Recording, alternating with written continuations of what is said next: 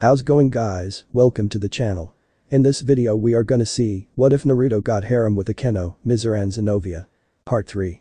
If you wants to see awesome fanfiction like this, don't forget to subscribe. Now let's get into the video. I want you to take my virginity Uzumaki-san, said Rias. No, said Naruto as he closed his book. Rias was shocked by this. She knew that Naruto had a passion for a beautiful woman. Rias was confident that she was beautiful. With the combination of her mother's good looks and the gremmery red hair, she was jaw-droppingly beautiful. Lucifer damn it, she was looking at 3 goddesses level beauty laying in the bed right now. She knew very well how Akeno got down after she revealed that she and Naruto had been sleeping together. Why not? You said that you owed me a favor. I'm cashing in my favor and I want you to take my virginity. Hissed the red-haired she-devil. I do owe you a favor and my answer is still no. Not because you are not attractive, but because I don't do pity. Your first time should never be outside of love, said Naruto as he rose from his seat and got a bottle of bourbon. He knew it was a bit of a hypocritical statement. His first time had been with the priestess of Demon Country. A girl named Shion. That had been a year before the Fourth War had been officially started. She gave birth to a beautiful baby girl who she named Kushina. It's just a shame that he never got to actually see his little girl. Rias narrowed her eyes in anger. How dare you? My pride wouldn't, started Rias. Riser Phoenix, said Naruto stopping Rias cold. How do you know that name? Asked Rias. Naruto took a sip of his drink. When either the heiress Gremmery finishes college or the third son of the Phoenix family decides that it's the best time for the duo should be wed. At least 2 children should be produced from the union of these individuals. A boy and a girl with the boy going to the Phoenix family while the girl will return to the Gremmery family, said Naruto as he sipped on his drink. Those are carefully guarded states, let alone family secrets within the devil faction. How did you get your hands on such information, said Rias with some bite in her voice. You'd honestly be surprised with how much stuff isn't really a secret within the supernatural world that is supposed to be secret, said Naruto slugging the rest of his drink. What's that supposed to mean? Asked the crimson-haired woman. Did you really think I've been alive as long as I have without knowing a thing or two? It's not uncommon for most devil main branch families to have at least 2 children, but the Phoenix family is unique in that regard. Thanks to their healing ability they managed to circumvent the long wait times between births. If I remember correctly, Riser and the only daughter of the head family are only 7 years apart in age, whereas you and Surziches are closer to 2,000 years apart. If the number isn't too far off, said Naruto. Rias narrowed her eyes at Naruto. Regardless of what you think you know Uzumaki-sama, I'm still calling in my favor. Think about it. The untouched womb of a devil, an heiress at that. Surely that is to tempt to pass up. Asked Rias trying to seduce Naruto. Tempting, yes, but you wouldn't be the first devil heiress I've slept with, nor the first devil virgin. Like I said, I've been around a long time, said Naruto. Then who? Asked Rias. Naruto didn't answer as something slammed into the barrier surrounding his home. This roused all the sleeping women who looked around the room for a moment. When their eyes landed on the naked Rias they all became alert and awake. Akasha glared at Rias before she got up and donned a simple black silk robe, with Matatabi pulling on a pair of shorts and a shirt, while Ajetha stayed in the nude. Beloved, what is happening? Asked Akasha as something once again slammed into the barrier. Rias stole Akeno's seal key to get past the defenses. My guess is that someone is trying to break past our defenses to retrieve her, said Naruto pointing at Rias. Should we let them in, darling? I mean, they're going to hurt themselves at this rate, said Ajetha as she went to the bar and got her own drink of brandy. Sure. No need to piss off that brat Surziches if I don't need to, said Naruto with a frown. On the third slam, the door to their room opened with Kurumu leading Mocha and Asia into said room. Before they could ask what was happening, Naruto's eyes glowed as he lowered the barrier, and this time a magic circle appeared on the ground with Grafia stepping out of it. Lady Rias, this was not a wise move, said Grafia. Had Naruto-sama not lowered the barrier, I would have had to go and inform not only your father, but Lord Surziches as well. What did Riasin do excellently? Asked Asia. Basically, the equivalent of seeking political asylum. However, with the fact that we are allies of the devils, we would have shipped her pretty little fast back to the devils. In the event that they failed to hand you over, then the devil faction would have to take action to retrieve one of our heiresses to one of our politically strongest and wealthy families. Lord Gremmery wouldn't have allowed you to leave, nor would Lord Surziches. Like that would have mattered. We both know even if I offered her political sanctum and it dissolved into a battle that I can beat Surziches in a fight with no issue, said the blonde yokai pouring himself another drink. Grafia gave Naruto a look that would have chilled lesser men to the bone. Naruto-sama, I believe it best that you stay away from Lady Rias and not try and get her into your harem again. Otherwise, the peerage of Surziches may have to take action, and even among devils they are considered monsters. Is that a threat on my husband's life, unofficial Satan? Asked Ajetha as she extended her claws. Naruto held out his hand. I got this, Ajetha-chan. No need to start a fight over a little girl. I think you have it backwards, Grafia.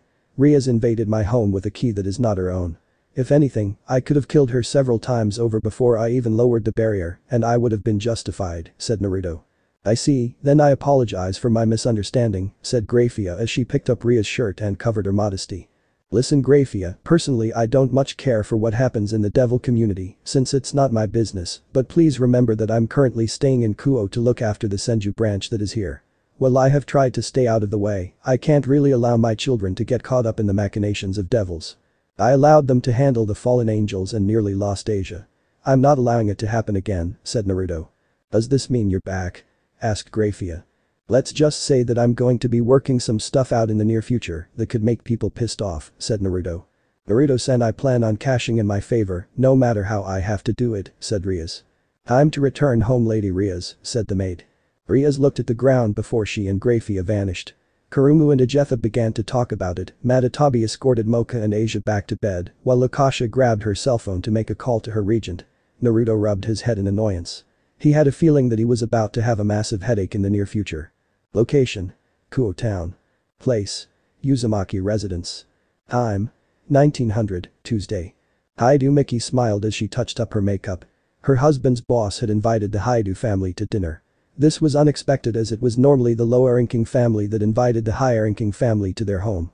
According to her husband, her boss was quite wealthy, but it was going to be a casual affair. So she wore a tan dress and black heels. While she was getting ready, she noticed that both her husband and son seemed to be quite out of it.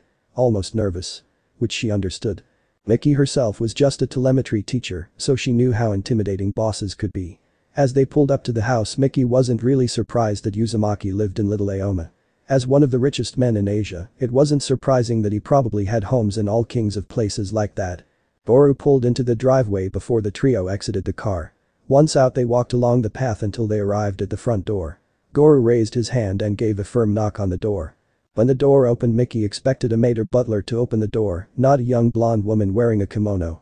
She blushed looking at Issei, before bowing to the family. Welcome Mrs. Haidu, Mr. Haidu, Issei, said the girl. A foreigner? Asked Miki with a bit of surprise. While not rare, foreigners were still an uncommon sight in Kuo. She knew of the American military post in Osaka as she had lived out there in her youth, but to see one here was different. She didn't have a problem with foreigners, but it was still strange to see one so far away from their place. Yes ma'am. I'm from Rome, Italy. Naruto's father took me in and has treated me like a member of the family ever since, said Asia with a smile on her face. Father? You don't mean Uzumaki-san. He's barely out of his own high school and college years, said Goru. As hard as it is to believe, my husband has a soft spot for people, especially those he's related to, said a beautiful woman walking up behind Asia. Now Miki was by no means an ugly woman. Even for a woman of her age who had given birth, she was still considered beautiful for her, but the woman before her put Miki to shame in the looks department. Then again, she was much younger than Miki, but even so, Miki was sure had they been the same age she still would have made Miki look bad by comparison. She wore a simple black dress with her pink hair done up in a bun. Welcome to our home. I'm Uzumaki Akasha. This is one of my daughters who your son seems to be familiar with, said Akasha, putting her hands on Asia's shoulders. Forgive our lack of manners, said Goru, giving a bow. My name is Haidu Goru, and this is my wife Miki and our son Issei. The wife and son proceeded to follow after Goru and bowed, although Issei was finding it hard to keep his eyes off of Akasha. She was a freaking babe. However, Issei was no fool, he knew that if he had looked at her inappropriately, Naruto would kill him. Excuse me, did you say daughters? Asked Miki. Akasha smiled. Yes. I did. Although it's a bit more complicated than that. Please come in. Naruto-kun and Kurumu-chan are finishing up. As they walked into the house, Miki smelled amazing food being prepared. She was sure at this point that Uzumaki-san had a professional chef living in his home, but according to Akasha-san, he was in the kitchen cooking with one of his children. She entered the living room. She saw two other beauties sitting on the couch sipping on red wine, and a pink-haired who looked a lot like Akasha-san was sitting down playing Mario Kart on a Switch. A young man was brooding and glaring at the controller in his hands. He was the only one semi-formally dressed as he wore tan slacks and a white button-up shirt, and he was looking at his controller as if it was the devil itself. Naruto-kun, the Haidus are here, said Akasha as she went to the love seat where she grabbed her own glass of wine. Ah, Haidu-san, how are you doing? asked Naruto walking out of the kitchen, wearing an orange shirt and black joggers. Uzumaki-sama, said Goru bowing. Naruto waved his hand. None of that. Our kids are friends, you've seen me at my worst, and I'd like my new director of operations in Kuo to be my friend as well, said Naruto. Miki gasped and Goru looked at Naruto in shock. Goru had never had any plans about going above middle management, but here he was now. A member of the upper ranks of Senju Industries. Thank you Uzumaki-sama. Yelled Goru as he fell to his knees bowing. Naruto went to a knee and helped him up. Hey, none of that. Especially since now that you're a director, you need to learn things that others don't know. Heck, maybe your son could tell you a thing or two, said Naruto with a smirk. Both Haidu men gulped in fear. What does he mean, Goru-kun? Asked Miki as she tossed a glare at the two male Haidus. Tell me what you know of gods, demons, and the supernatural. Asked Naruto. The dinner that followed was long and filled with questions. When it was over, the Haidu males found themselves in a world of pain. Goru was sentenced to the couch for a week, while Issei found all of his porn taken away from him for a week. Apparently, his mother knew all of his porn stash locations. Location: Kuo Academy. Place: Student Council Office. Time: 1800, Thursday. Sona Sitri sat in her office and looked over documents. Of course, most of the documents didn't mean much to her, since she had 3 separate piles for school, territory, and clan affairs. Her entire peerage was currently inside of the student council. The way that the Sitri Gremory Territory Alliance worked was that Sona took care of 80% of the paperwork, while Riaz took care of the heavy combat. It was an agreement that they came to when they first took over Kuo. While Sona and Riaz had been somewhat of equal power, Riaz already had 4 members of her peerage, while she only had Tsubaki and Tsubasa at the time. Since she had come here 2 years ago, her peerage had swelled. Of course, she restricted actual combat to stray devils and invaders of the territory. While Riaz normally took care of the majority of stray devils, it wasn't uncommon for stray devils to form groups and attack devil territory. In terms of combat power, Riaz had Sona beat hands down. "Aichu," said Tsubasa. Sona looked up from her paperwork to look at the young woman. Tsubasa was quite tall, standing at 5'7", and was quite muscular with large cup-friezed blue, shoulder-length hair and matching eyes, with the Kuo Academy girl's uniform with the shoulder cape, as well as the sleeves of her uniform rolled up, with black thigh-high stockings, a blue wristband on her left wrist. She was also quite popular with several girls with her Bishounen face. "What is it, Tsubasa?" asked Sona, putting down her pen and looking at her rook. "Ma'am." A report came in from the military. "A stray devil has been spotted in the area," said Tsubasa, handing the file to Sona. Sona took the paper and read over it. It seemed to be the run-of-the-mill stray devil. The only interesting thing was that he had a sacred gear. Steam engine. Apparently, it allowed the user to increase their power, as well as use water and fire-based magic with increased potency. This opponent shouldn't be too dangerous. Take Haruko and Momo and handle this with caution. Once you are finished, I want a full report on my desk by tomorrow evening, said Momo. "Hi Kaichu," said Tsubasa, bowing to Sona before she took the people that Sona had identified and left. "Will they be alright?" asked Tsubaki. "They'll be fine. I wouldn't have sent them if I didn't have faith in their ability to handle this with haste," said Sona. Tsubaki took the paper and read over the information of the person. Kawasa Joki. A devil of 4 years and was a rook. The trio that Sona sent was a perfectly balanced group. They had been on a few hunts and had taken on several devils with more years of experience than them. They would be fine. Location: Kuo Town. Place: Warehouse. Time: 1900, Friday. Tsubasa painted in pain and exhaustion as she took her stance. She risked a glance behind her to see Haruko and Momo both out cold. She looked at her opponent Joki, as well as a gang of stray devils. Joki looked like a stereotypical Japanese biker thug with an old-fashioned pompadour, wearing a black biker uniform with the kanji for free devil on the back. Tattooed on his exposed chest were dragon scales. He had a metal baseball bat as his weapon of choice, but that wasn't the scary part. No, the scary part was the fact that on his back was a spiral shell-like engine that released steam. His sacred gear, steam engine, was a lot more powerful than it seemed. Joki wasn't a magic user. He was a damn rook like her. The intel they had received had either been way outdated or intentionally wrong. Joki wasn't alone. He was working with no less than 10 strays. All of them had managed to mutate into beasts. There was no coming back from this state, as they had truly given in to their own depraved lusts. But Joki wasn't alone in his human appearance. Strays that retained their human-like appearance were another matter altogether. There were 2 others with him that had retained their form. A male and a female. The female was dressed in a white business casual suit with long black hair, and her hand was an umbrella. Finally, was the man who seemed the deadliest of all the strays. He wore an ocean blue kimono with black hair that reached his shoulder, giving it a wet appearance. His eyes, however. His green eyes just unnerved her.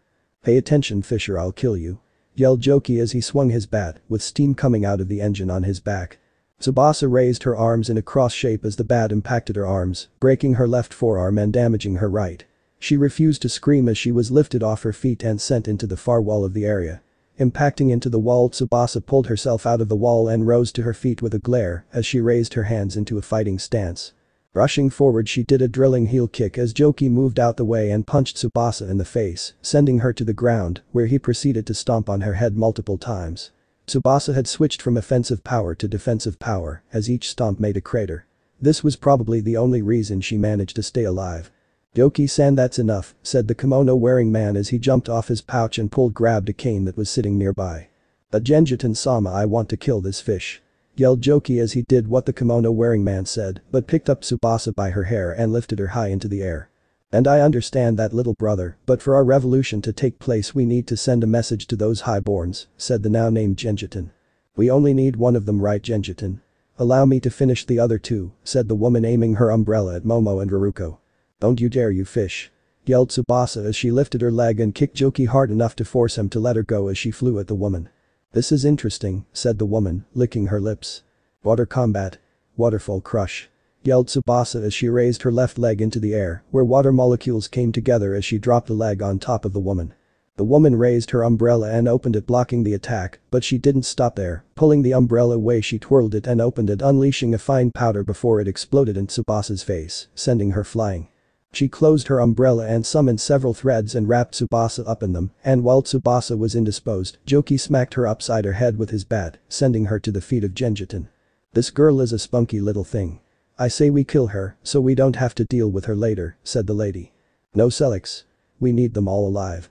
As the reborn, we are not senseless killers, especially to our brainwashed brothers and sisters. We will make all those foolish highborn devils know that just because they can make us their slaves, doesn't mean we will obey." "No longer will that be the case," said Genjiten as he knelt before Tsubasa and lifted her face up to look into his green eyes. Tsubasa took a wad of blood in her mouth and spit it in Genjiten's face. "Do your worst. I'll die for Sona-sama," growled out the tomboy. Genjiten wiped his face and opened his hand, revealing a hole in red-yellow veins. "Such a foolish thing to say when all you are is a brainwashed plaything to the Leviathan's little sister. Tell your Ghost Master that the reborn is coming for her. You have my sympathy and my forgiveness, sister. After all, you are only human." The scream that tore from Tsubasa's throat could be heard across the city. The Citri heiress clenched her fist in anger as she looked over the three members of her peerage, all laid up inside of a makeshift hospital bed. She had called both Rias and Naruto to speak to them about this. Neither had arrived yet. Tsubaki and Raya had done the best they could with their limited healing abilities, but the damage had been extensive. Momo and Haruko just had magical exhaustion and mild injuries. Tsubasa had an extensive list of injuries. The concussion was brought on by a fractured skull, broken jaw, broken forearms, several broken ribs, a punctured lung, several lacerations across her body, and second and third degree burns. Were it not for her, the minor healing factor that all devils had as well as her enhanced defense as a rook were the only things that saved her life. "Damn it, whoever did this is going to pay," asked Saji, punching the wall. "Calm yourself, Saji-kun. Anyone who managed to do this to Yuri-chan isn't someone to be taken lightly," said Tomo, taking her best friend's hand in her own as gently as she could and placing her forehead on it. Sona didn't voice her own thoughts but knew that Tomo was right. Out of all the fighters in her peerage, Tsubasa was the best. Alone she had bested 4 stray devils working together in a group. Even though all the members of her peerage worked together in a harmonious way, Tsubasa was her current ace and heavy hitter. With her out of the picture, her effective combat strength was cut by 27%. The door to the room opened with Tsubaki leading Naruto, Asia, Rias, and Akeno inside of the room. All the girls gasped seeing the state of the other girls. Naruto nodded to Asia, who went over to Momo, while Naruto went over to Haruko. While he wasn't a master of it, he could still use medical justu to heal people, but he knew that he wouldn't be able to heal her to the same degree as Shizune or Sakura could. "Mystical palm," whispered Naruto as he placed his hand on Haruko's head. Since her injuries were minor, it wouldn't take much to heal her. The same with the white-haired girl. The last girl, however, was in really rough shape. Asia may have been able to heal her physical injuries, but psychological injuries were another matter altogether. After his first wife in this realm died to a bandit mercenary attack, Naruto then went out and slaughtered the offenders. The group, calling themselves Band of the Flying Hawk. After Naruto avenged his beloved wife, he went on a drinking binge that lasted nearly 100 years. The Biju had to drag him out of it with Kurama, Sun, and Goiko kicking his drunken face while the others watched. Ikako nursed him back to health and spoke to him in that motherly way she had about her. While Shukaku of all the Biju helped to heal his mind. He knew the damage that a powerful enemy could do to one's mind, so he reached into his vast memory and placed a hand on the girl's head. "Sorry Ino, gonna have to steal one of your family's techniques from you for a minute." "Inner mind viewing," said Naruto as his eyes glazed over. While Naruto was doing, Ria's turned to Sona. "What happened?" asked Rias. "A miscalculation on my part. We had information that a stray devil was in the area. A fairly strong one at that. Jokey. He fled from his master. We had assumed that he had been working alone, but our intel was wrong," said Sona. "How do you know that your intel was wrong, Sona-sama?" asked Akeno. "Iruko may not seem like much in a fight, but she's one of the most agile members of my peerage. She's more a knight than a pawn even before she uses promotion. Momo is the second strongest magic caster in my peerage right behind me. Finally, Tsubasa is my strongest piece hands down. She's defeated groups of strays before. One stray even with a sacred gear shouldn't have been enough to beat this balanced team."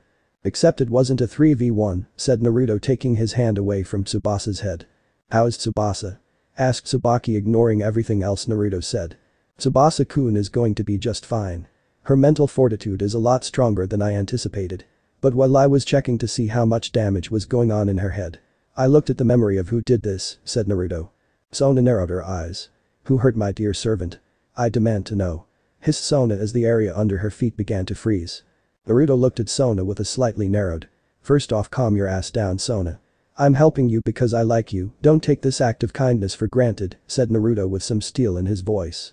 Sona flushed red, embarrassed that she allowed her wrath to bleed through. "Forgive me. Tsubasa has been one of my longest standing allies and friends. For her to be hurt at something that I can't forgive," said Sona as she gripped her sleeve. Naruto sighed before putting a hand on her shoulder. "I understand how you feel. Several of my brothers and sisters are still missing. I have yet to give up on them being alive, but that's my burden to bear. We need to figure out what happened and I'm going to need your connections." "What do you need?" asked Sona looking at Naruto. "Information on the identities of 2 of the people who attacked. There were 13 total stray devils, but 3 of them were the leaders. The guy who was calling the shots, a woman with an umbrella, and the guy who hurt Tsubasa." They said the words reborn a few times. "As if that was their group's name," said Naruto. Rias put a hand on her chin. "I've heard of stray devils forming groups, but they usually do it spontaneously. This sounds like it was planned," said Rias. Naruto held in his hand and summoned 13 pieces of paper. Each one had a description, picture and what he saw in abilities or assumed abilities based on what he saw of the way their bodies were. However, the leaders of the group had his attention. He would have to consult with Kurama on their files regarding sacred gears, but if his hunch was right, he might have found 3 of his siblings.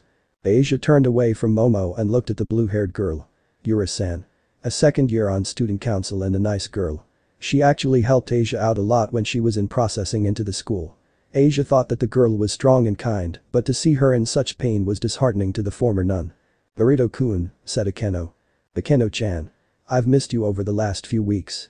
I understand that it may seem a bit callous of me at the moment, but I'd like to take you out to dinner soon."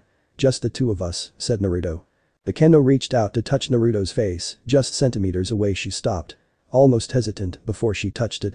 She felt the indentation made by the whisker-like marks on his face. She closed her eyes. She missed his touch, she missed his sense of humor, but most of all she missed his company.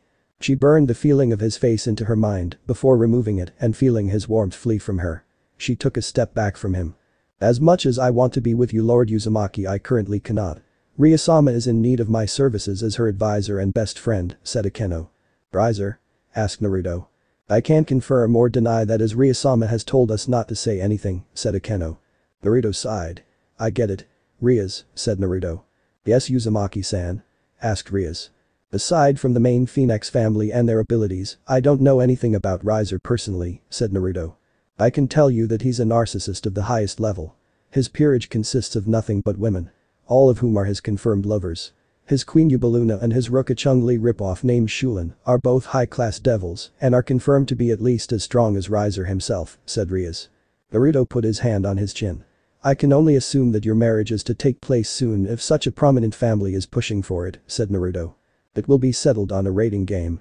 Seeing as I have never participated in a rating game and the fact that Riser is actually a rising star in rating games, it has been decided that I will be allowed 10 days to train. Starting tomorrow my peerage and I will be going to a mountain villa that is owned by my family in Europe, said Rias. Naruto knew what a rating game was. The devils made it no secret that they were rebuilding their numbers and society with the peerage system. However, the system was heavily flawed. The defection of Kuroka and her subsequent labeling as an SS-ranked criminal. The label the rulers of Kyoto disagreed with but couldn't do anything about since her former master happened to be the son of one of the Devil Council's high-ranking members. The Devil faction actually had 3 different political camps: the Satans, who acted as the heads of state for the Devils, the Devil Council, which was made up of representatives from all the pillar families, and finally the reincarnated class. The second-hand citizens of the Devil community. While the Satans was the face of the Devils, the council held a lot of power behind the scenes. Naruto could already tell that Rias was being set to take the fall in the said game by the council. "And I have the exact location where your training is taking place?" asked Naruto. Rias gave Naruto a confused look. "If I may ask why? You came to my house looking to the case in your favor by sleeping with me. Standard devil contracts take into account the fact that the majority of people who sign them are between the ages of 18 to 100. Meaning that most likely most people who take part in the contracts are not virgins. So I'm guessing that your contract accounted for the fact that you may not be a virgin by the time you were to wed Riser. Seeing as how your original favor was going to use me to get out of your contract, I can arrange that," said Naruto. "How? Unless you plan on training me in my peerage, then there's no point," said Rias looking down. "I can make you strong enough in 10 days to be on even footing with Riser," said Naruto. "You can?" yelled Rias. "I can. However, I won't be in charge of your training. I'll put some of my best people on it, seeing as I have to help Sona here with this group of stray devils," said Naruto. Rias narrowed her eyes at Naruto. "I don't want a proxy, I want you to train my peerage Uzumaki-sama." Naruto raised an eyebrow at Rias. "Tough titty. I can't personally oversee your training, not with my brothers and sisters' freedom at stake. That's why I'm going to do something special for you," said Naruto, making Rias look at him with hope. "Very well, Uzumaki-sama. The manor that I will be using for training is located in the Scandinavian mountain range in Sweden," said the crimson-haired she-devil. Naruto smirked. "I'll meet you at the Gremory Villa, be ready to train," said Naruto. Location: Scandinavian mountain range. Place: path to Gremory Villa. Time: 1300, Friday. Issei panted as he walked up the hill to the Gremory Villa with a 70-pound backpack on. Each member of the Gremory peerage was saddled with a bag for the more than 10-mile hike to the villa from the village at the edge of the mountain range. Apparently, the village was filled with devils loyal to the Gremory family and their human spouses. That actually took Issei and Akiya for a loop. Apparently, it was semi-common for devils to be labeled as heretics if they settled down with a human. Lord and Lady Gremory didn't have a problem with it, but they were expected to live outside of the Gremory underworld territory and in the village that the Gremory owned. Despite Issei's mother and father accepting him as a devil and the reveal of the supernatural and the new protection offered by Naruto, since they were part of his company, and even a bit of protection thanks to Issei being part of the Gremory devil group. "So Ice, how you are doing?" asked Akiya as she reached out and handed Issei a canteen. Issei looked at the girl who was wearing hot pants and a white shirt. Her normal twin braid was undone and pulled into a high ponytail, she was dripping sweat and Issei could almost make out her bra. Issei normally would have gone crazy seeing her tits, but not now. He was too exhausted. Taking the canteen from her, he took a pull from it before handing it back to her. "Thanks, Akiya. Man, if I had known this was going to happen, I wouldn't have stayed up watching porn last night," said Issei. "Oh, any favorites?" asked Akiya. Issei looked at Akiya before he began to speak about of all things porn with a girl. Turns out Akiya's appearance was more or less due to her favorite porn about a really promiscuous schoolgirl who got a boyfriend and made him film her while she was tucked by other guys. Issei himself admitted to her that he was quite partial to magical girl type porn. With a wicked little grin on her face, she got to Issei's ear and spoke some words that made him go ramrod straight and make him blush. Well, he might have to take the girl up on her offer one day.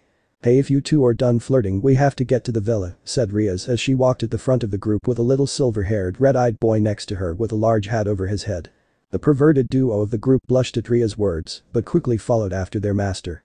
Once they arrived at the villa, they all wanted to rest, but before any of them could take a moment to rest, a blur of motion appeared, striking each of them and sending them flying.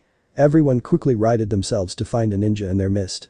Before even thinking about it, Kiba summoned a sword, Kaneko took a boxing stance, while Issei summoned boosted gear. Rias, Akeno, and Aki all summoned different magical attacks, while Gasper hid behind Rias but activated his eyes, freezing the ninja in place.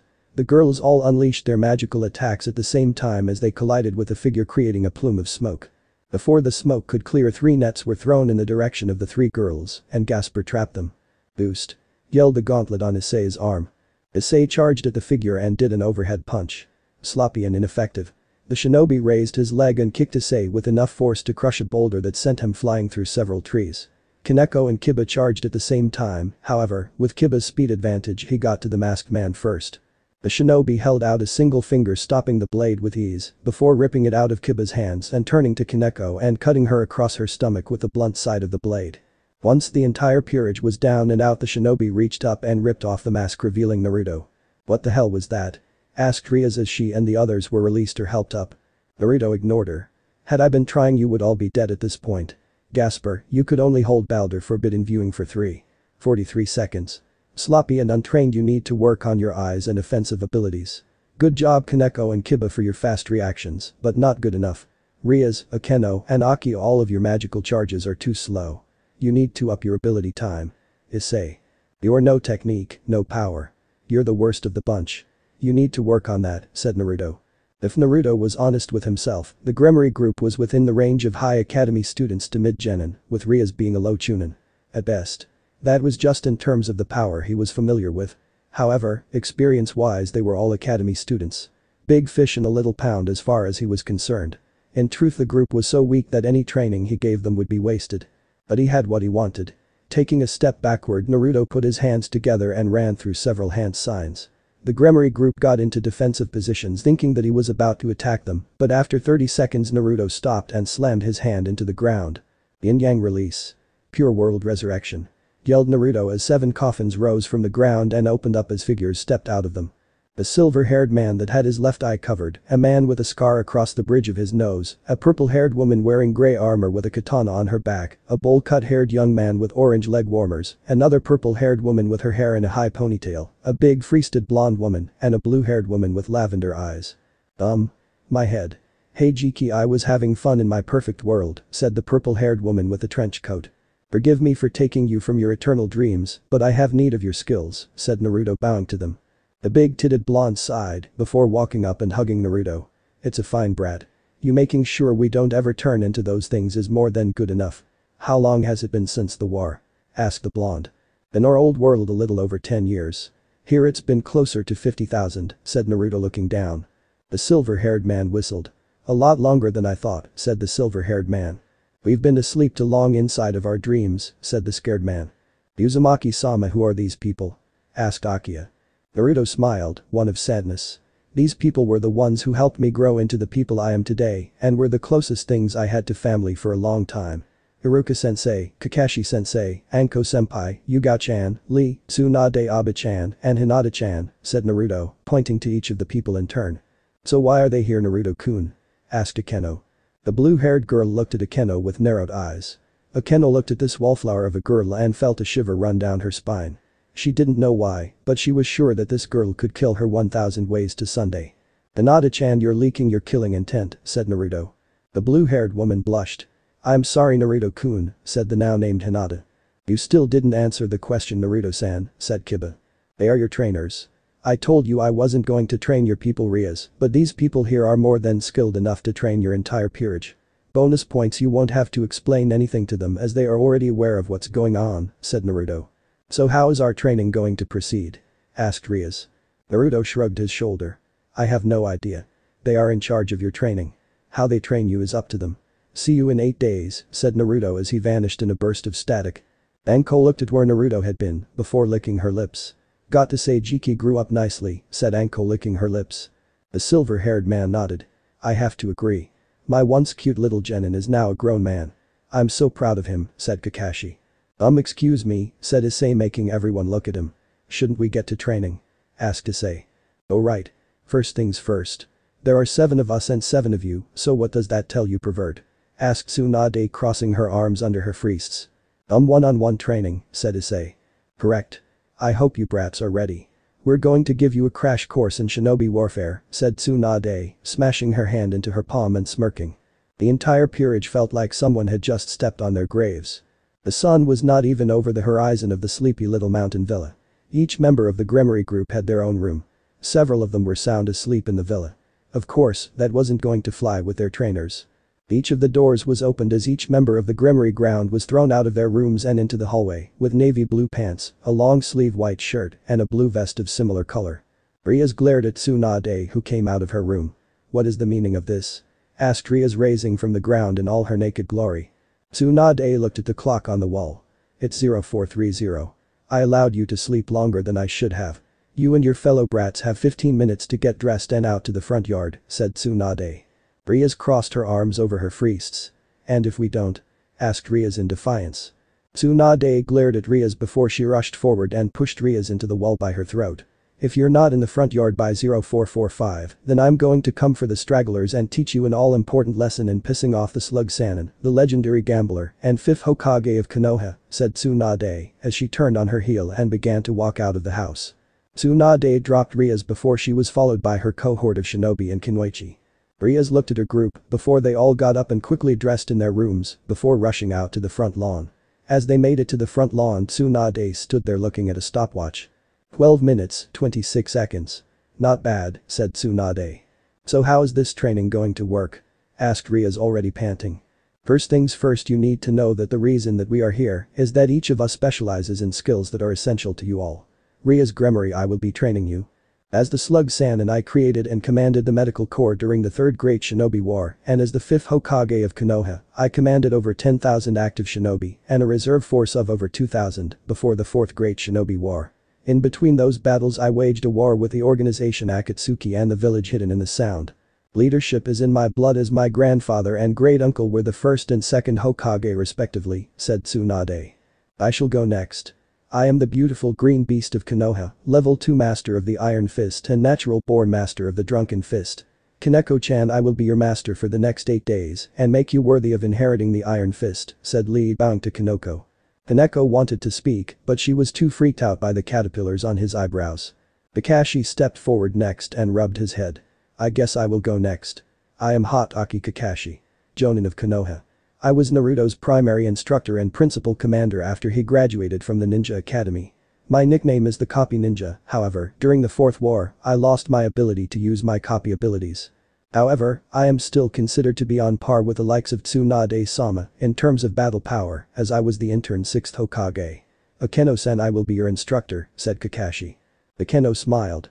"Hi, take care of me, Kakashi-sensei," said Akeno. "I guess I'll go next. My name is the sexy and single Mitarashi Anko. Special Jonin of Konoha. Girl with the glasses, I'm going to be your sensei, don't disappoint me," said Anko with a smirk. Aika nodded at this. "I am Yugao, commander of the Anbu Black Ops and Grand Sword Master of the Dancing Moon Sword style, native to Konoha. Yudo Kiba, I will be instructing you on this style." Kiba bowed to Yugao. "I am in your Karyuago sensei," said Kiba. Hinata bowed just enough for her fists to shake, making Issei's nostrils flare. Despite wearing such baggy clothes, her fists were easily on par with Ria's. Oh, what he wouldn't give to get a look at those puppies.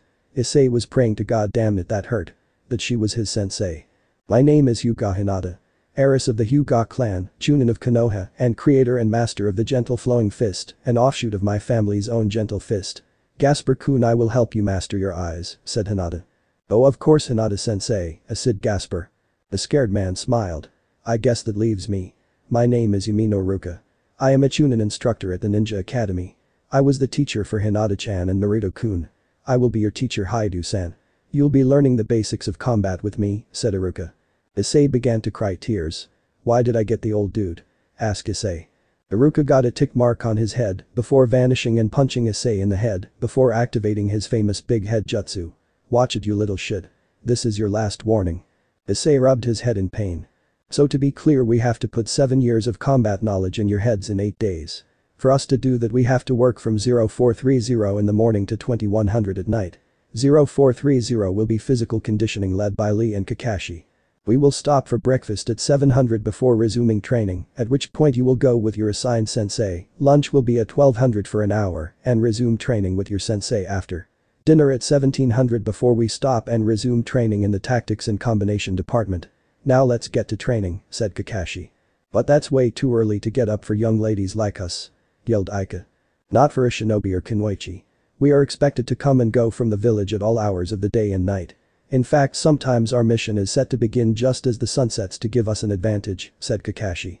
Aside from that, thanks to your devil physiology, you heal 70% faster than normal humans and have a respiratory system that is 3 times as effective increasing your stamina. That also helps with your aging and recovery process. Not only that, but you have me here to heal you.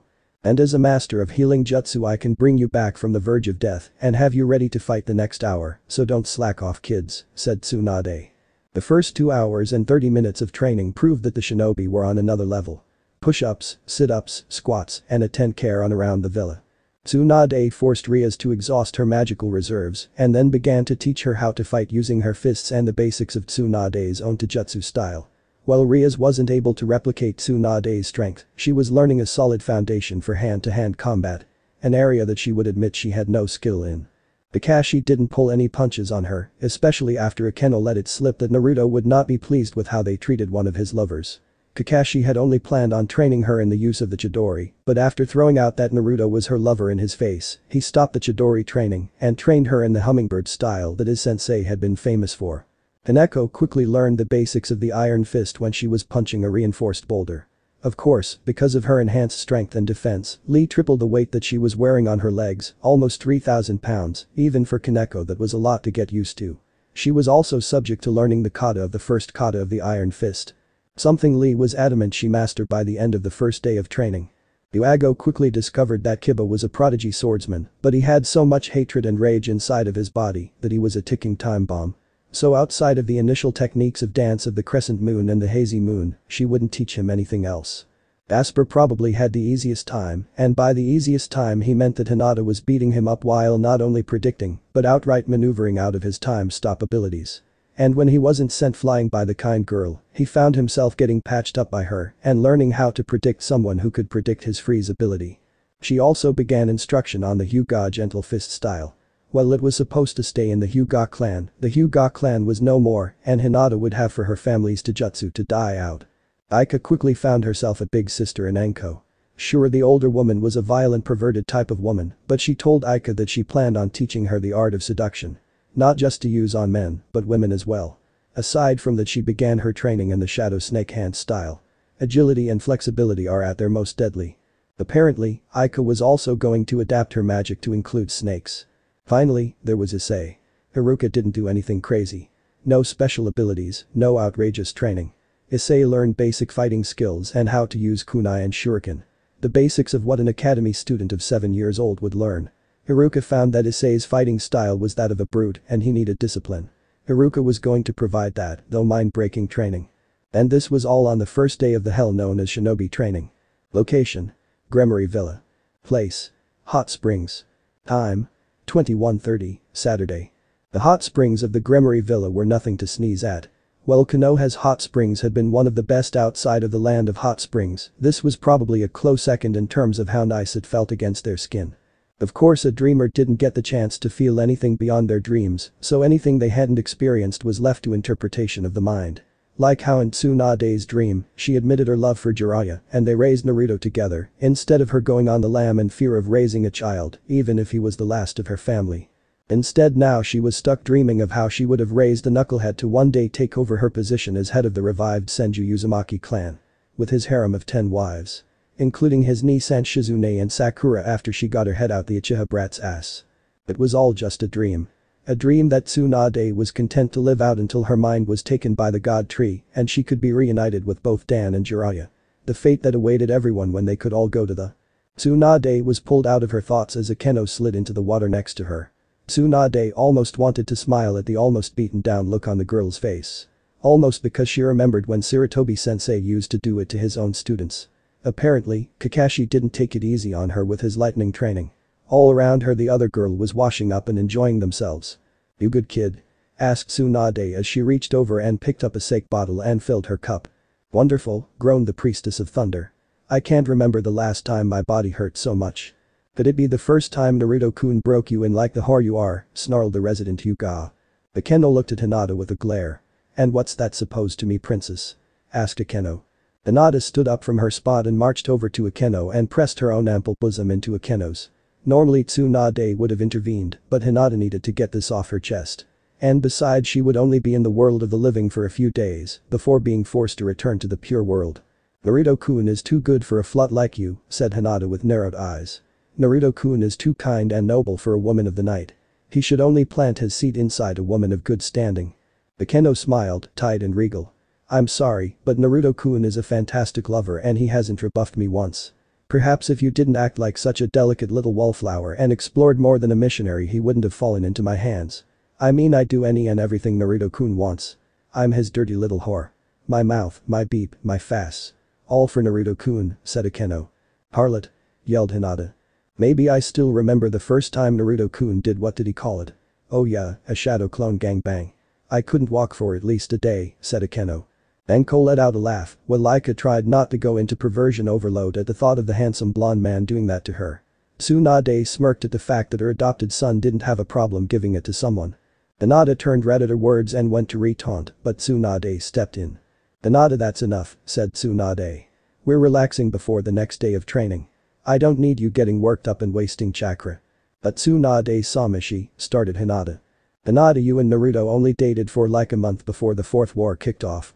In the span of the 2 weeks that war lasted, I know for a fact that you and Naruto only had sex twice.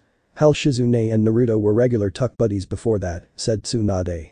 Hinata's eyes widened as her jaw dropped. "Shizune-senpai and Naruto-kun had sex?" yelled Hinata in denial that her Naruto-kun was tainted. Even Yuago, who was trying not to listen, was blushing at the implications. "Oh ho.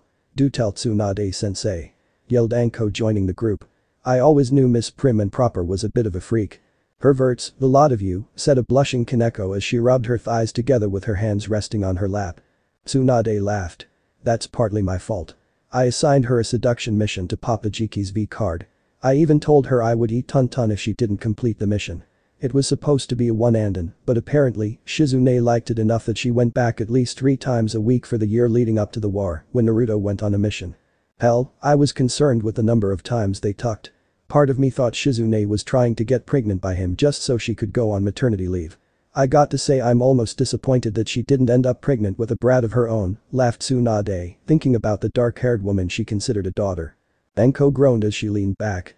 "You could have assigned me the mission, Tsunade-sama," yelled Anko.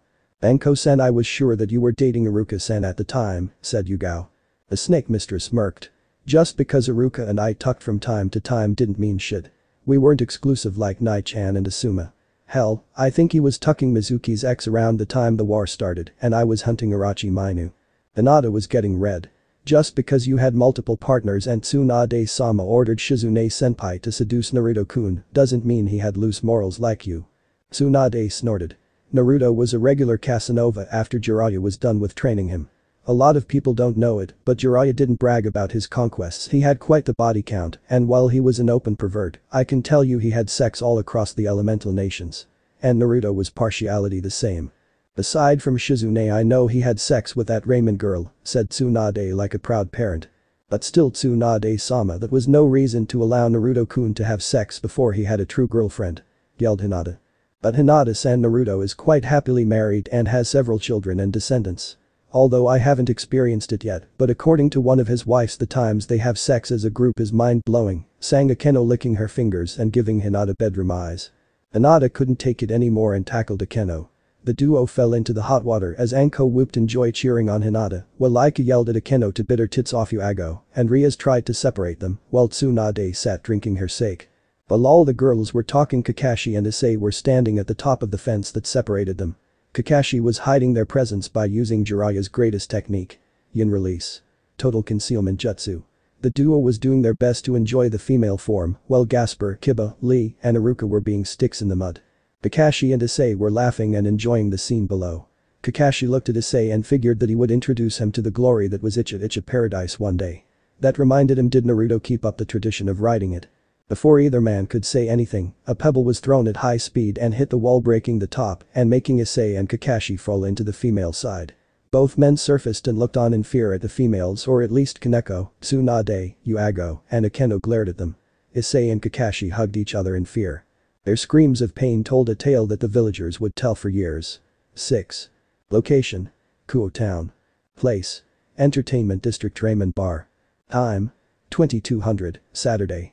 Naruto and Sona sat across from each other as they had ordered their bowls of ramen. Normally Sona wouldn't eat ramen, but Naruto had invited her out to dinner. Technically their second date. More like a debriefing than anything, but it still counted in Sona's eyes. Despite this, Sona was dressed in quite flattering clothes. Naruto himself wore designer-fitted jeans and a button-up shirt. Their meeting was disguised as a date. "What were you able to find out about the strays?" asked Naruto after eating the 7th bowl of noodles he had ordered. Sona pulled the papers out of her bag and put them on the table. None of the strays were of any particular interest. All of them were nothing special by devil standards, but the leaders are all powerhouses and quite deadly, said Sona. Naruto picked up the papers and looked through them. Joki already had all the information he needed about him. It was the woman and the leader that he wanted to know about. "The woman's umbrella is a scared gear," said Naruto. "How can you tell?" asked Sona. "It was the catalyst for her ability. She released something similar to pollen from it. She's able to manipulate how she uses it. She managed to ignite it in a similar fashion to my sister's Himejima. She was always the most peace-loving of our siblings. She absolutely hates battle unless absolutely necessary. She actually calls herself Lucky Himejima," said Naruto. "What about the man?" Genjutun asked Sona, looking over the paper again. "The man used magma release, hand down. Most likely his gear is an organ type that resides inside of his body." "What is magma release?" asked Sona, having never heard of such a thing. "Back in my home dimension, release is the command for our brand of magic. It's separated into 5 major type and hundreds of sub-types. Magma is a combination of fire release, earth release, and yin release. Much stronger than lava release used by the 5th Mizukage. His power comes from Son Goku. Son is probably the biggest comedian of all our siblings and has no problem throwing down in a fight with the others," said Naruto, putting it into terms that Sona could understand. "Will this cause complications between the devils and the Yokai faction?" asked Sona. "It shouldn't. Unless a Yokai is attacked, at which point I mobilize the shadows to deal with them. That also means that Menma will come out and fight. As much as I love that brat, when he gets started on a fight, he doesn't know how to quit," said Naruto. Sona opened her mouth to speak, but she froze as she looked at the door to the bar. Standing there was Genjutun and Celix. The duo looked around and spotted Naruto and Sona. Celix whispered into Genjutun's ear, making the man smile as he walked over to the table next to Naruto and Sona's. "Hello sir, what can I get for you?" asked the waitress. "Yes ma'am. I'd like a miso ramen. As well as chicken. Make it to go, ma'am," said Genjutun. "I'll have shrimp ramen with a side of dango. Make it to go as well please," said Celix, putting her umbrella against the table. "Coming right up," said the waitress, walking away to get their food. "I didn't expect to see you here, Citri-sama. I'm not too familiar with your friend though," said Genjutun as he reached into the sleeves of his kimono and pulled out a pipe. "My name is Uzumaki Naruto. A representative of the greater Shinto Yokai faction," said Naruto. "Then you can buzz off, Yokai. This has nothing to do with you," said Celix as she grabbed her umbrella and tapped it on the ground. "Sorry, but Sona and I are enjoying our lovely bowls of ramen and don't plan to leave before we finish," said Naruto as he slurped up his soup. "Celix, it's fine. We're only here to speak to Satiri-sama about some things," said Genjutun as he took a puff of his pipe. "What could you, a wanted A-rank criminal in Devil Society, wish to talk about, Genjutun?" asked Sona, falling into her thinking mode. Genjutun broke the pipe and blew flames out his mouth. "Don't patronize me, pureblood," spat Genjutun before regaining his composure. "Did you enjoy my little message? I know Joki and Celix can be a bit much and I tried my best to keep them from going too far. All I really wanted was to spare our sister from too much pain." Sona gripped her chopsticks in a white-knuckle grip. "So you heard my friend all to get to me?" asked Sona. "Friend? Glorified slave, more like it," said Celix. "Do you have a point to make, or are you here to cause trouble?" asked Naruto as he reached across the table and put a hand on Sona's shoulder to keep her calm. "The Reborn is going to change the political landscape of devils through civil war. The reincarnated are tired of being slaves to you pureblood devils," said Genjutun. "I understand that the political landscape for devils isn't the best, but this isn't the way, son. Trust me, I know," said Naruto, thinking of the many bodies he laid to rest during the devil civil war. Celix rises from her seat and points her umbrella at Naruto. "Don't get it twisted, pretty boy. Well, our problem is with the pure-blood devils. You can join them in hell if you interfere." Naruto looked at her closer and grabbed the umbrella. After a minute he was dragged into the inner world. He looked around and heard the banging of a body on steel. He looked around but couldn't find the source. "Himejima, is that you?" asked Naruto as he looked around the inner world. "Naruto-kun, get me away from this crazy fish," yelled Himejima, bashing up against a cage. Naruto was forced to let go of the umbrella as Celix jumped backward. She looked startled as she felt the rage inside of her. Normally she almost always felt an underlined hint of happiness, but this was different. Almost as if her sacred gear was alive and rebelling against her in favor of the man in front of her. She wasn't the only person who felt it. Genjiten felt it as well in his hands as they seemed to cool down. All his life his hands had been hot, but it was only after he became a devil that he learned why. His power to control magma. Listen, I didn't come here for a fight. We have plenty of time for that in the near future. I just came to talk is all, said Genjiten getting up. Naruto drew a kunai and threw it in front of Genjiten. I can't allow you to go. Not when I know my brother and sister are both trapped in sacred gears you and you partner control, said Naruto as he rose to his feet. But you will let us go or else people will die, said Genjiten with that damnable smile of his. What do you mean? Asked Sona. My main man Joki is outside waiting for us. Already his phone is connected to the others spread across the city. At the first sign of an attack of any kind he is to unleash the dogs of war on the city. Now you may be able to beat us. I'm sure you could if you could, but even I don't know the locations that they will strike out if we don't return. Could be a hospital, a boarding school, a local amusement park. Sky's the limit brother, said Genjiten with a smile that unnerved Naruto and Sona to their core. Sona glared at him. You bastard. Didn't your parents teach you any manners? My mama and daddy were happily married last I checked, said Genjiten. Here are your noodles sir, ma'am, said the waitress bring over 3 boxes. Genjiten took the boxes and left the money on the counter. Thanks for the food. Please give the chef our compliments. Wait, said Naruto. What is it Yaokai? Asked Genjiten. Naruto took a coin and threw it at Genjiten, who caught it. Genjiten looked at it for a second before raising a brow. Consider that my own declaration of war. While I'm not supposed to get involved in the dealings of devils like this, I'm going to repeal my stance this time. Considering that you two have my siblings trapped. This is a personal matter. Normally my position wouldn't allow me to do this. Make your point, said Genjiten. Fight, regret and run, but know that you are not facing the leader of Kyoto at this moment, but a man who is going to kick your asses, said Naruto. Genjiten and Celix gave Naruto one final look before they left the ramen bar. As they approached the car where Joki was waiting, they couldn't shake the feeling of eyes following them with ill intent. As Celix opened the car for him, Genjiten looked back at Naruto who was looking at him. He stepped into the car with Celix following him. As they started to drive away, he pulled out a cell phone and quickly called a number. What is it? Asked someone on the other line. Sir, it seems we may have run into a problem, said Genjiten. The clicking of a keyboard was fast and loud in the ears of Agetha as she walked into the room. She looked around and saw that Naruto was sitting in the corner of the room with his keyboard on the small table that was there. The Sukubi looked at her husband before walking over and taking a seat across from him. It looks like you working hard darling, said Agetha. I'm catching up on a bunch of work I've neglected for the last few weeks while dealing with the devil crap that Riaz has been doing. From the fallen angels to the other crap. I've also been trying to get in contact with Kurama, but he's unavailable at this moment. Shukaku and Matatabi are both trying to contact him as well. Apparently, he took off to a meeting with the Norse faction on the request of Susumu, said Naruto as he scanned over something that Amma sent him. So do I need to get the Sukubi spy network on this? Asked Agetha as she pulled out her cell phone. The fascist of Sukubi life was the amount of information that they could gather. Men and women often had loose lips in places they thought were secure. Despite dens basically being their own separate group, Sukubi rarely if ever encroached on each other's territory, and if they did, they would rather talk it out than fight about it. I'm trying not to get our entire faction involved in our personal family matters. In fact, I'm calling in a favor to help us out, said Naruto as he finished his last email. So, I take it that Menma-kun doesn't know about Reborn? Asked Agetha. I want to keep the kid out of it. He's been taking more days off and traveling between here and Kyoto to spend more time with his sisters, especially Asia. Agetha let out a small laugh. Such a doting big brother he is. Hard to believe he's the same kid who you once brought to my mother's den. Still weird to know that he's the same age as my sister, said Agetha. We both know that Menma is an edgelord that could give my old rival a run for his money. It doesn't help that his mother's blood runs through his veins and tries to act cool like his uncle Kurama, laughed Naruto. Agetha shivered as she remembered that woman. It may have only been 40 years since she died, but Agetha would never have fought the woman, even if it had been fun to tease her. No, Agetha knew that the woman wasn't someone to look back with how she was. I remember.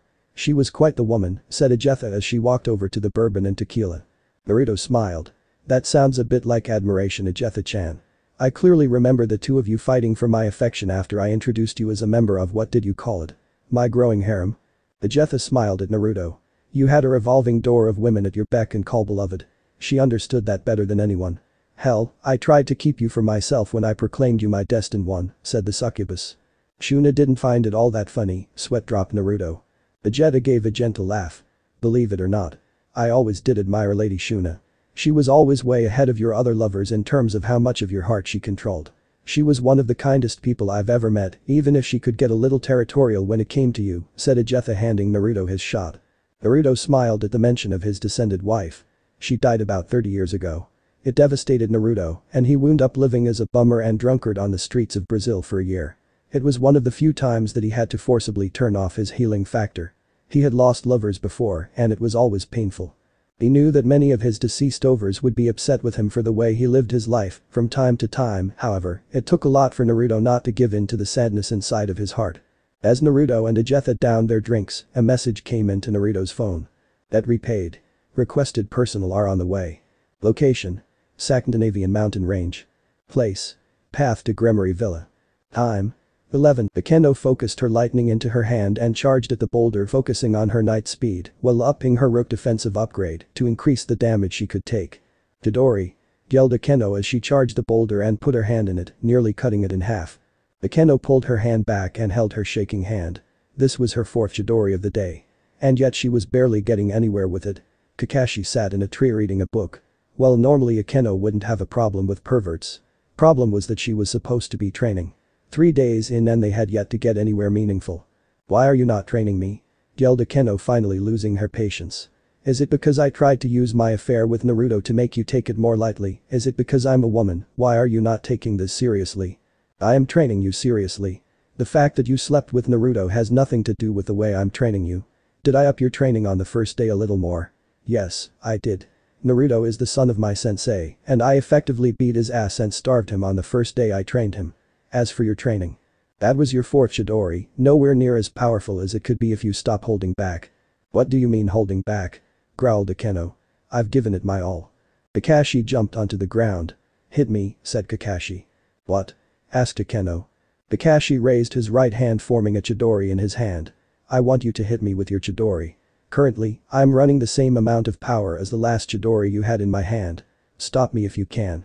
Chidori! Yelled Akeno as she charged at Kakashi. Kakashi charged back at Akeno. As their attacks locked in the middle, Akeno was struggling, while Kakashi was as cool as before. Kakashi decided to push his advantage. He forced Akeno to her knees as she was pushing more energy into her own Chidori. Despite the attack being called similar names, the creation process was quite different. Akeno's Chidori was powered by mana, was constantly drawing from her reserves, while Kakashi's was pure chakra and was drawing from his own reserves. That was where the differences ended though. Kakashi only had chakra, but Akeno had 2 different energy types. The demonic type that devils used and another. He felt it was almost as powerful as her own demonic power, but she was only using half her strength.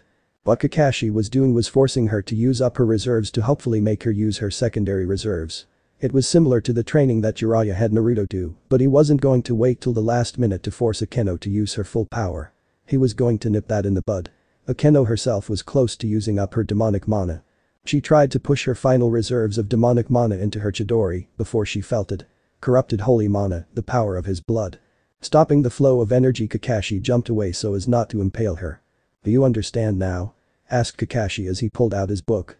Until you stop holding back you will never be able to reach beyond your current level. I don't need his power. Hissed Akeno. I don't know who you're talking about, but I'll tell you the exact same thing I told my genin when I took Naruto, Sakura, and Sasuke in his Team 7. Those who break the rules are trash, but those who abandon their comrades are worse than trash. In my eyes, none of you are worthy of the title of trash. You are all lower than garbage, said Kakashi. Akeno looked at Kakashi as if he had just spit on her. What did you say? Asked Akeno. Naruto may love you, but Naruto has always had a big and forgiving heart. He forgave Uchiha Sasuke time and time again. The first person I ever taught Chidori to. A move I invented to protect my comrades. He instead used it and nearly killed Naruto with it on 4 separate occasions. Sakura and Naruto never gave up hope of bringing Sasuke back to the Hidden Leaf Village. I rode Sasuke off and intended to end the Uchiha bloodline, said Kakashi. How does this story end? Asked Akeno. Kakashi looked at the sky. It ended with Sasuke killing the only 2 people who could have saved our world from the dreams that last forever, himself and Haruno Sakura, said Kakashi. If Naruto was able to summon you from your dreams, couldn't he do the same for, started Akeno. "It's time for lunch," said Kakashi as he vanished in a whirl of leaves. Akeno stood in the spot looking at the ground where Kakashi just stood.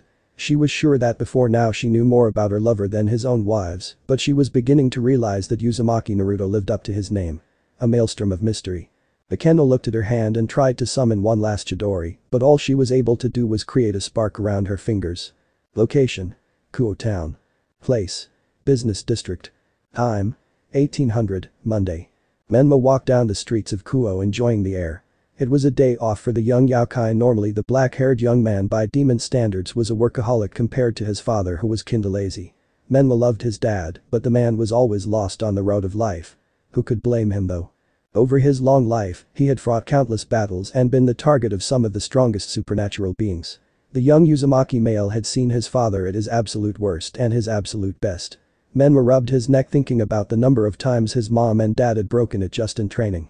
He even remembered when his mother died of a blood illness that affected their race and how his father had withdrawn into himself and vanished for about a year or so.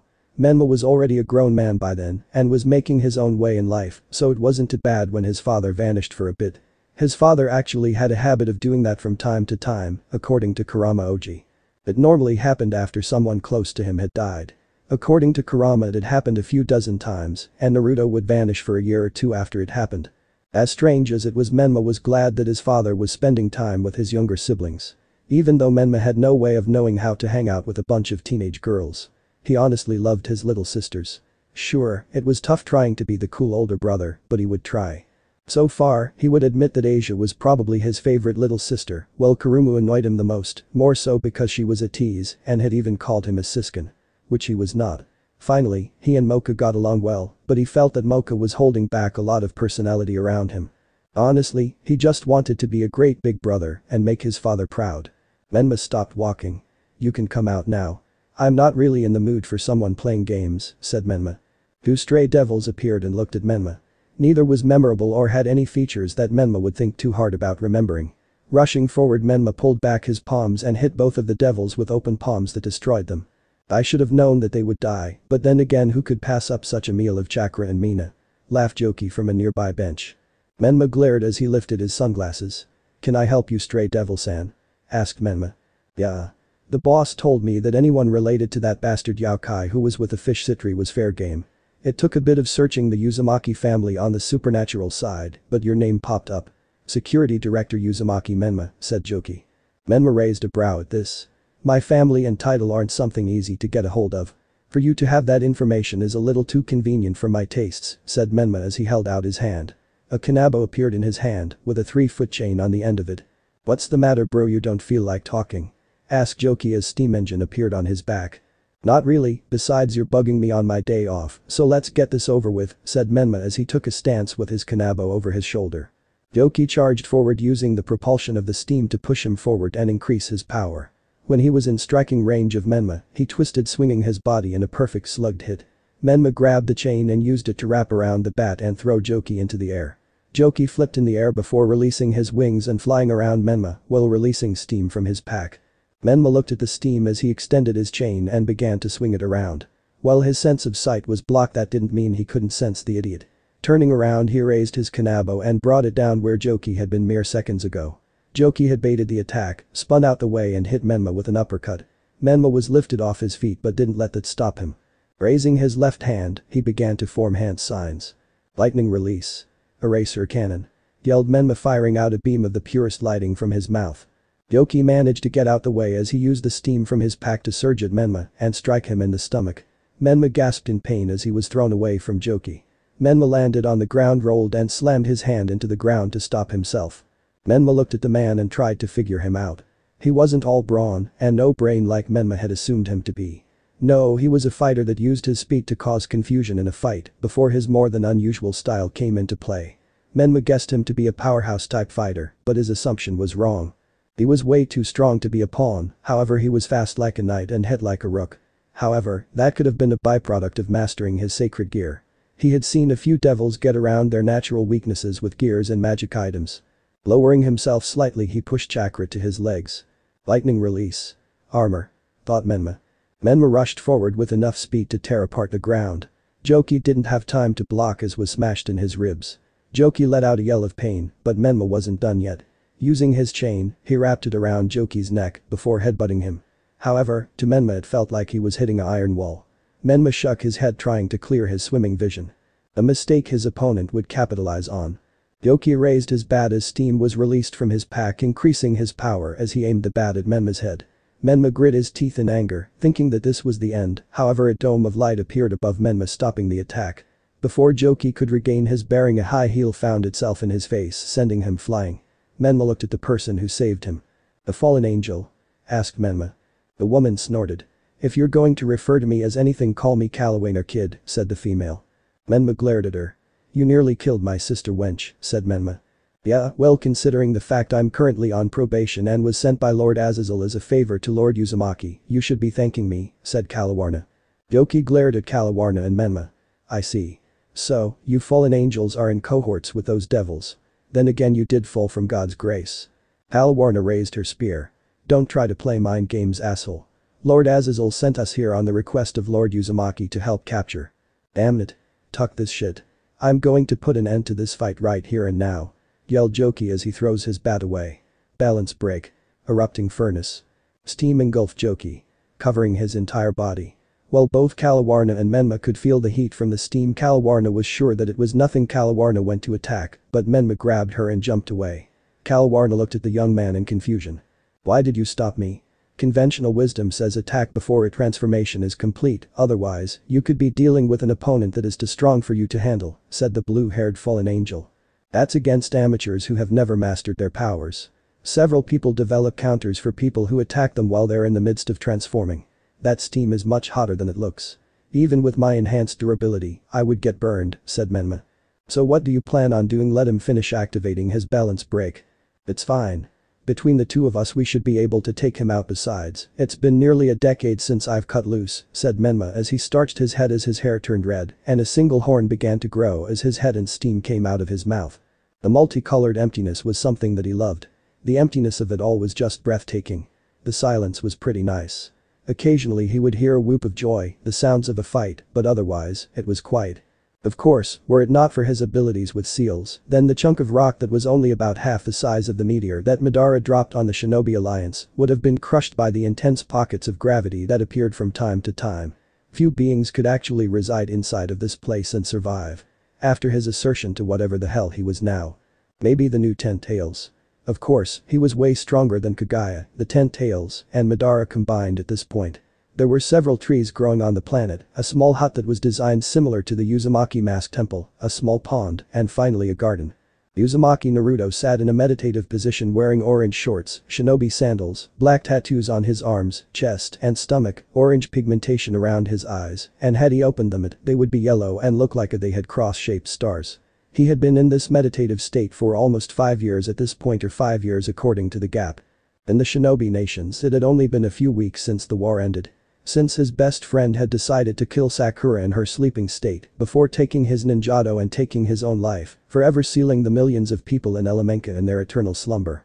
For the last few years Naruto had jumped from person to see what their true happiest world was. Tenten apparently had a crush on Niji, and in her dream, they lived as a happy family. Shizune wanted to be Naruto's wife and have at least 4 kids. Fiba wanted to be Hokage and use his unlimited political power to make all fishes bow to him and his bros Shino, Shikamaru, Lee, Choji, and Naruto himself as his new council. Amne wanted to get married and have kids. Finally Shikamaru wanted to have a nice relationship with Temari.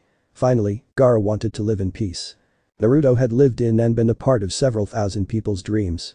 All living what they thought were their best lives. Hell, some people's dreams coincided with others, and they fused. His reprieve was broken as he felt someone enter the alert perimeter that he had set up. Standing up he went into his hut and retrieved his black pants and his red sage coat and 9 Magatama beads around his neck, and he allowed his 10 sun-kissed golden tails to appear behind his back. Walking out of the hut, Naruto created a pair of chairs with a small table between them. He took a seat and summoned water from his home and instantly heated it up before summoning some ingredients for noodles and putting them in the bowl. He glared at the bowl as it was taking too long to finish. Just as it finished heating to the perfect temperature, the secondary alarm was tripped. He looked in the direction of the alarm and saw it. 3 figures fly to his place. He had met 2 of the figures before. Michiel, leader of the Seraphs and second in command of heaven, and Gabriel, the most beautiful woman in heaven, final was the person who he had never seen but knew about. As other factions called him Jehovah. He took no true form, except for a tall male with his face devoid of features. With a complexion as a softly divine golden light. And his build is muscular with a crown of branching antlers upon his head. With a simple of-shoulder toga. "Welcome to my home. Had I expected to have company I would have cleaned up," said Naruto. "It is fine, my son. You are quite a hard man to get a hold of. I am God or Jehovah to the other divine factions," said Jehovah as he walked forward and took a seat. Naruto narrowed his eyes. "First, don't call me son. I have a father and you are not him. Second, I've had to move my space twice because of these two here. As for an official title. I am Uzumaki Naruto, Toad Sage, and second sage of 6 paths from the elemental nations," said Naruto, pointing to Gabriel and Michiel. Michiel narrowed his eyes as he fought to keep his aura in check. "Heretic. You are in the presence of God Almighty himself. The God of gods. You will speak with respect to father, or I will force your compliance," said Michiel as he held out his hand about to summon a spear of light. Gabriel rushed to her brother and pulled his arm down. "Brother, please, there is no need for such violence. I'm sure Sir Uzumaki just isn't aware of the greatness of father and spoke out of ignorance," said Gabriel. Naruto closed his eyes. "Look, Gabriel, you're a beautiful woman, but you are a bit on the naive side. As for your brother. I don't give a damn about who's in front of me. I've killed a god before and she was at least as strong as your dad at her weakest," said Naruto. Jehovah raised his hand, stopping Michael from speaking. "Peace, my son, we didn't come here for a battle," said Jehovah. Michael held his tongue. "Yes, father." "So, what do you want?" asked Naruto as he picked up his bowl of ramen and began to eat. "I'll get straight to the point. I'm in need of aid. My former son Lucifer, who denounced all of his holy power for demonic energy and took the first human woman Lilith as his bride instead of leaving her to Adam, and my son Azazel, who allowed himself to stray from the pure path due to his lust, are raising armies to attack the realm of angels," said Jehovah. "How is that my problem? In case you haven't noticed, I'm not a mercenary," said Naruto. "This is serious, Sir Uzumaki. If they start a battle, then it could lead to the destruction of several realms. The humans are in grave danger from our relatives, the devils alone," said Gabriel. "Again, not my problem," said Naruto as he put his chopsticks on his bowl. "I managed to make this place my home because I wanted nothing to do with the supernatural. I've had everyone from Zeus to Shiva asking me to either come to join their faction as a warrior or for marriage in the case of Aphrodite. I want nothing to do with the factions and your politics. But someone of your caliber helping lead the armies of heaven, we could end all this conflict before it reaches its apex," said Michael, hoping to sway the sage. "My brothers and sisters are all living their lives according to what they think is best for them. None of them have come to me about this so-called war that you are about to fight. They have no interest in it, so neither do I. None of you are my friends," said Naruto. Jehovah sighed before rising from his seat. "I can see that you are dedicated to your neutrality. I hope that you don't come to regret that choice," said Jehovah. Naruto vanished from his spot. Michael moved from his spot and appeared before Jehovah with a light spear, blocking a truth-seeking rod strike. Michael was having to constantly apply energy to the spear to keep it from dissenting. Gabriel placed her hands together and began to speak in the angelic tongue. Naruto disengaged from Michael as a barrier appeared between them. "I don't take kindly to threats," said Naruto, holding the rod over his shoulder. "You came at father with the intent to kill," yelled Michael. "Not with the intent to kill, just make you remember that I'm not one of the gods you're used to dealing with.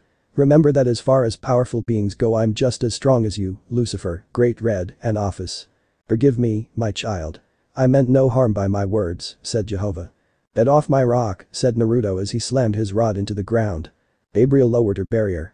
"Please, Sir Uzumaki. There is no need for this violence. We came in peace. We want to end this conflict before it truly arises," pleaded the female angel. "It's not my fight," said Naruto. Gabriel opened her mouth to plead her case, but Michael stopped her. "It's a lost cause, sister. He is after all similar to those bloodthirsty savages in the Shinto faction," said Michael. Naruto ignored Michael as he looked at Gabriel, and she looked back at him with those big innocent green eyes that reminded him of his old teammate. In truth, had she come to Naruto when he wasn't so battle-hardened and world-weary, he might have folded. In fact, he might have tried to get to know her better. But Michael would probably always be an obstacle to any friendship. Instead of saying anything before Naruto took a seat on the ground and glared at them. God and his two seraphs off the rock and past his barrier line. Naruto allowed his final rod to vanish before he got into a meditative state to return to the dreams of his friends. Maybe he would visit Yugani and see what she was up to in her dreams. Location: heaven. Place: throne of God. Time: unknown. Jehovah sat down on his throne on the 7th level of heaven. Well, he didn't get what he wanted, he got something just as good. Creating an orb that represented the earth. 9 dots appeared on the orb. Jehovah winced as his hand shot to his ribs. Removing the upper part of his robe, he revealed a massive hole that was leaking divine energy, with the edges of the wound creaking and peeling away with corrupted energy. He was able to hold out by using an invention of his to slow the bleed out. I must hurry and finish the sacred gears. It is the only way my children will be safe from those who would use them for ill intent, said Jehovah as he applied healing energy to the wound. Rising from his throne, he opened a door to a location, a workbench. On the bench was a spear. A spear that would hold his will inside of it. Menma and Kalawarna looked at the steam awaiting their opponent to come out of the stream. Menma had his kanabo at the ready, but he tackled Kalawarna out of the way as something sped out of the stream, tearing apart the ground where she just stood. The figure who attacked them stopped several feet away and looked at them. The figure had torn apart the ground and melted the concrete into a white-hot steaming mess. Yoki seemed to grow inside as he now stood at 7 feet tall and seemed much bulkier. Red and yellow samurai armor, kabuto helmet that lacked shikoro, full-face flat visor that let his long orange hair trailing with a large bolt on the left side of the head, while the right an exhaust that projects steam. In his hands was a large sword, a supplementary weapon. Damn. It's an armor subtype. Growled the red tiger Oni. Is that going to be a problem? Asked Kalawarna. Only if he has damage nullification, said Menma as he rushed Joki with Kalawarna. Before Menma could reach Joki, the hulking giant lowered himself and his sword before a burst of steam erupted from his back and charged at Menma. The Oni raised his kanabo and blocked the overhead punch before firing off one of his own into the face of his opponent. He winced in pain as it felt like all the fingers in his left hand were broken. Steam was released from Joki's leg as he kicked Menma in the gut, sending him flying.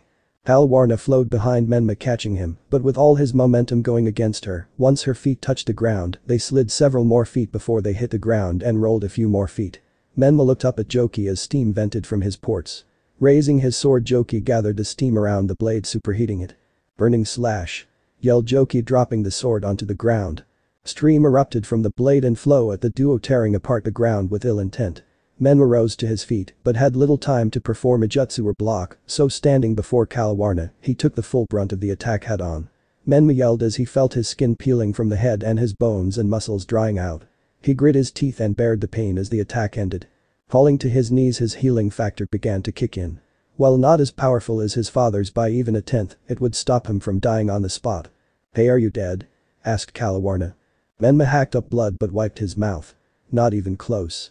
Had I still been in my human form, I probably would have kicked the bucket," said Menma as he slowly rose to his feet. "Bastard is tough," said Kalawarna. "Not as much as you think he is," said Menma as he flexed his arm. "What do you mean?" asked Kalawarna. "He has to move or risk overheating inside that armor.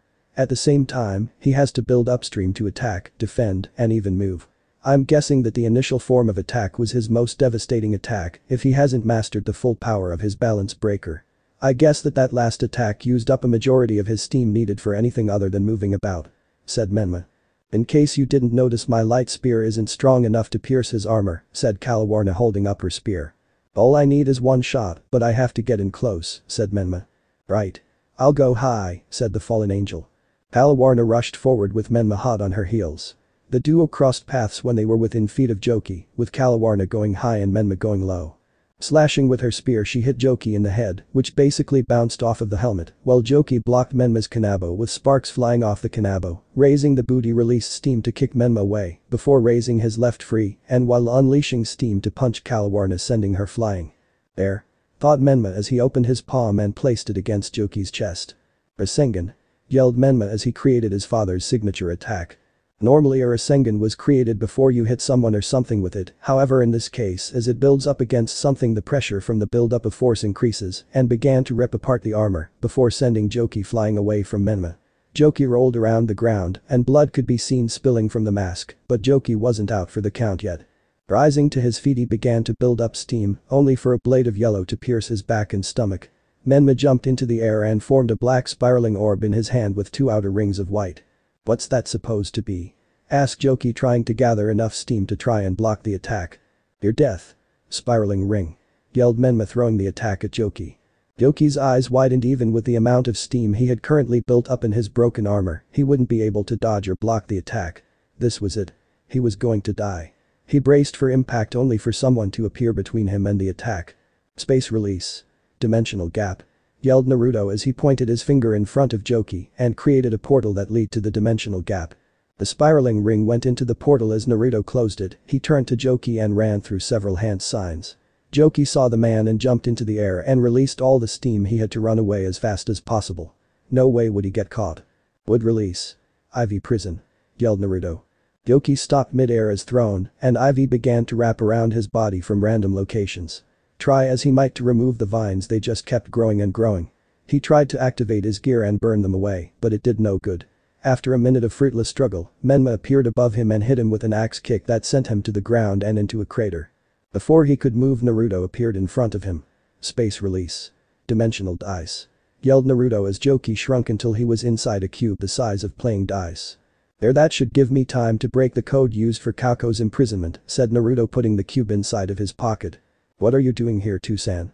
Asked Menma. Their chakra signature vanished. At first, I thought you went back to Kyoto, but when I felt the signature of corrupted holy energy appear and vanish in the area, I knew it had to be something, so I rushed over here as quick as possible, said Naruto. So I take it that Rainer and myself are no longer needed? Asked Kalawarna. Oh no, your services are required until the reborn are defeated, said Sona as she came into the area, having been alerted by Naruto to what was happening.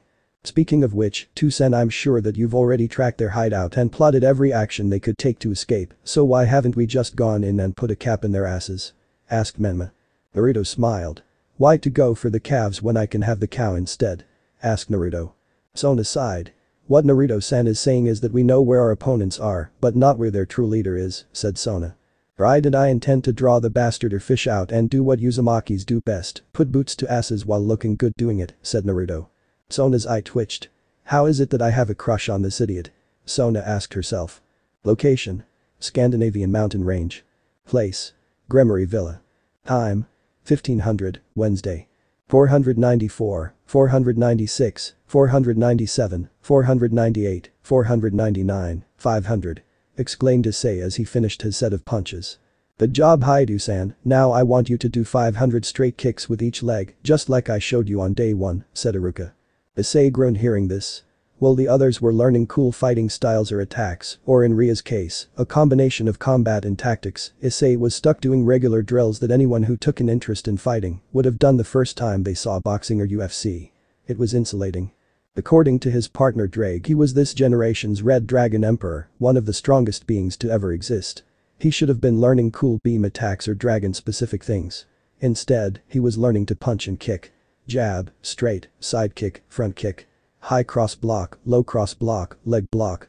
It all sucked. Issei roared. I can't take it anymore. Yelled Issei, turning to Iruka. Can't take what? Asked Iruka, raising his eyebrow. All this bull crap. Everyone else is learning something cool or different and I'm stuck learning the basics. Yelled Issei. Iruka nodded at this before walking up to Issei and slapping him across the face. Issei stumbled a bit before he caught another slap, this time a backhand. Iruka then went for another slap, but Issei raised his guard. Seeing an opening, Issei threw a sidekick that Iruka blocked before he grabbed Issei by his shirt and took the ground from under him before lifting him up and planting him on his back. Issei sucked in air before he began to hack and whiz. It took you longer than expected. 5 days before you broke. Honestly, I expected you to creak on day 1, said Iruka. Issei rolled to his hands and knees. So why did you slap me then? Asked Issei. Had this been day 1 or even day 2, you probably would have expected me to stop at slap 3 or 4, but I would have kept going. The training I had you do is twofold. 1, it was to teach you the basics of the hidden leaf combat style. Falling leaf Taijutsu. It was the style created by the first Hokage of the Hidden Leaf Village. It became the base for all academy students, said Iruka. Falling leaf Taijutsu? Asked Issei. Based around a falling leaf, the strikes aren't strong, but quick. More to stuff than to defeat. It's about the discipline of the tree standing mighty against all odds, said Iruka. How can you say that when the style seems like total BS? Asked Iruka. I am a master of this style, as during my time as an academy instructor, I watched no less than 500 students leave my care and venture out in the world of shinobi. The mortality rate for genin leaving the village on their first real C-ranked mission that involved combat was 2 in 9. Seeing as we graduated at least 36 students a year following the end of the Third Great Shinobi War with the failures going into the shinobi reserves. I can say this because during one of the last classes I saw a graduate, none of my students died. Team 7 went of an A-ranked mission as their first out-of-village mission, Team 8 defeated a roaming bandit group as their mission, and Team 10 tracked down a missing ninja and subdued them. That was the first graduating class since the end of the year to have all members return from a mission alive, said Iruka with passion. Issei was blown away by the man's dedication to his craft and his belief. Issei bowed. "I'm sorry sensei," said Issei. Iruka nodded. "Then we can move on to phase 2. Now that you have a solid foundation to work with, we can begin training your muscles," said Iruka as he took a stance. Issei nodded and took a basic stance. Location: Kuo Town. Place: Warehouse District. Time: 0045, Thursday. Celix paced back and forward in the hideout that they were occupying. She looked over to her boss to see him looking at his cell phone. She knew that there were several missed calls from their benefactor and it was not going to be anything good. "What are we going to do? Joki's power was invaluable to our cause." Genjutun leaned back between the naked friezes of a fellow stray devil who just so happened to take the form of a naga. He was contemplating his next move. While Reborn talked a big game, they were a small group, not even an organization. Just a group. Sure, they had been active for over a year, but that was mostly him recruiting fellow strays. Even then both Joki and Celix. But that was mostly due to his overwhelming power. The phone rang again and Genjutun picked it up.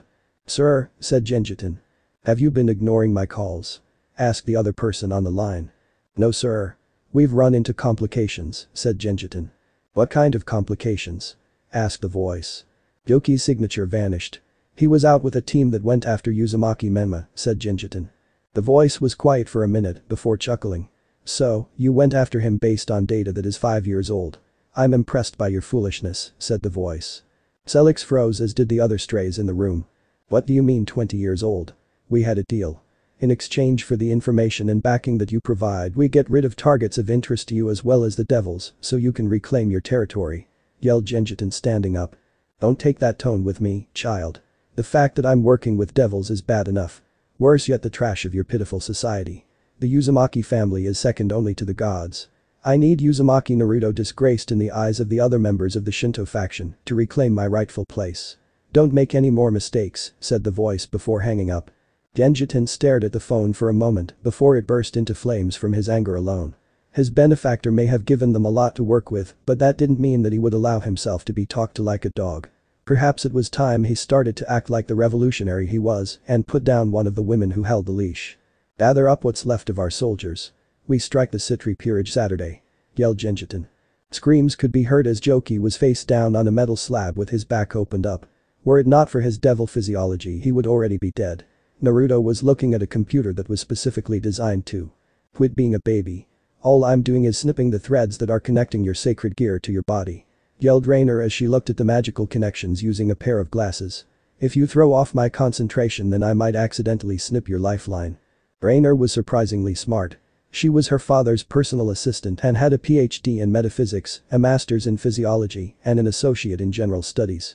She sat at the table wearing a black zip-up dress that stopped in the middle of her bust, leaving a healthy amount of cleavage, knee-high 3-inch heeled boots, and a white lab coat. "Who knew that you were good with your hands?" said Naruto as he typed something into a computer. "That's supposed to be a cheesy come on?" asked Rainer as she snipped a random line with a magical pair of scissors. "Not at all, my dear. I'm just shocked that you have skills outside of combat," said Naruto. "Infiltration, assassination, baking. I'm good at a lot of things," said Rainer as she scanned over the lines. "Baking?" asked Naruto as he looked at his screen. "Concentrate on the magical nerve cluster above the spine. It seems to be heavy packed in and knotted up. Probably an anchoring point. If it is, I'll have to tread carefully there," said Rainer as she cut around the point, making Joki scream. "As for my baking, I got a degree in confectionery arts. It's an area that we fallen angels don't really focus on all that well. Sure, we have chefs, but no real bakers." "I had no idea," said Naruto as he looked over some points that needed to be cut. "Why not? You and Dad certainly seem to be close," said Rainer, cutting another nerve, making Joki scream once more. "Azazel and I have similar interests. Nothing more, nothing less," said Naruto as he recorded more information. It was true enough. Azazel was the leading authority on sacred gear creation, while Naruto was the leader on sacred gear destruction. This was important because sacred gears were nearly impossible to destroy. All pantheons had thought that that was the case. Battle damage? Sure, but outright destruction was thought impossible. To date, Naruto had destroyed close to 40 sacred gears. Or rather removed them from the reincarnation system and had them inside of a vault on Sanctuary. There, said Rainer as she put the scissors down as she wiped her forehead. Sacred gear removal complete after 6 hours and 9 minutes. Naruto turned away from the computer and looked at the furnace. As he looks at the furnace, Naruto couldn't help but feel ecstatic as one of his siblings was about to be freed from her prison. Naruto grabs the furnace before walking over to the large seal array in the center of the room. Rainer watched on in fascination as she had never seen such a magic circle before. Standing up and ignoring the drooling, panting, and scared man, she stopped just outside the circle. "Don't worry, Kauko. You'll be free shortly," said Naruto, stepping back and putting his hands together.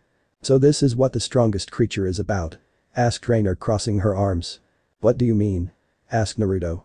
"Dad told me stories about you, you know," said Rainer, leaning on the countertop, crossing her long legs in a tantalizing way. Naruto raised an eyebrow at her posture. After so many years of life, he knew when someone was trying to seduce him. When he was younger, during his Konoha shinobi days, he might have fallen for it, but after a few hundred lovers and several children, he wasn't going to fall for it. Although it could have been her natural seductive nature. Like Tsukubi and Kitsune, fallen angels were naturally seductive and sexual in nature. She might have been unconscionably doing it. "No, I didn't know that," said Naruto as he kneeled before the circle and cut his hand open. "A lot of newer fallen angels kids grew up on the stories of the strongest creature. He told me how you fought in the Great War, something like a mercenary. How you fought God, the Seraph, and everyone who got in your way. You were always described as the unofficial fourth faction in the Great War. Never allied to the devils or fallen, but an enemy to the he even claimed that you were the brother of Lucifer Morningstar at one point," said Rainer, kicking off the counter. "I honestly never wanted to fight in that war.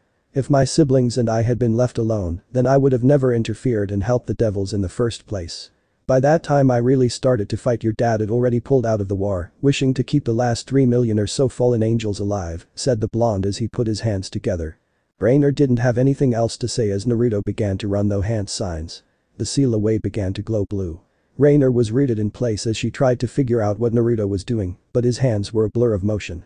Rainer was honestly fascinated by this, the way he molded mana. The creation of magic circles was widely regarded as the way to go when using magic not affiliated with combat. Then again, teleportation magic was one of the few known uses of circles. "Stay outside the circle and don't move. Things are going to get a little tense here in a second," said Naruto, and his hands were now glowing yellow from the amount of chakra that he had gathered. "Right," said Rainer. "Now. Yin-yang release. Physical destruction," yelled Naruto as he slammed his hands onto the seal. Lightning gathered around the seal so bright that it put the sun to shame. Rainer covered her eyes, shielding them from the light, but she still felt the heat from the furnace exploded, but all the particles were still in the area. "Yin-yang release.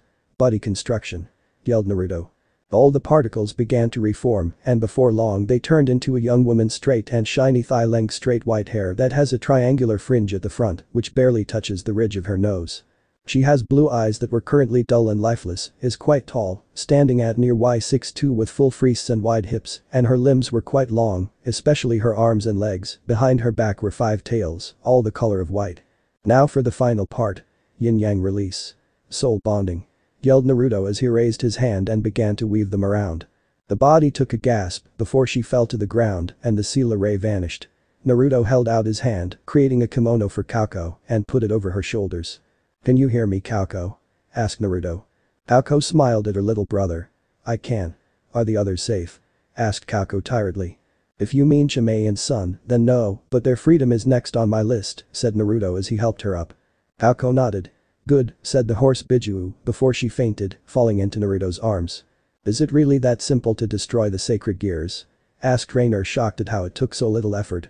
"Were it so easy, the pantheons would have done it a long time ago. Most sacred gears have to have some power, even the weak ones. However, the strongest gears have enough power to destroy the human world.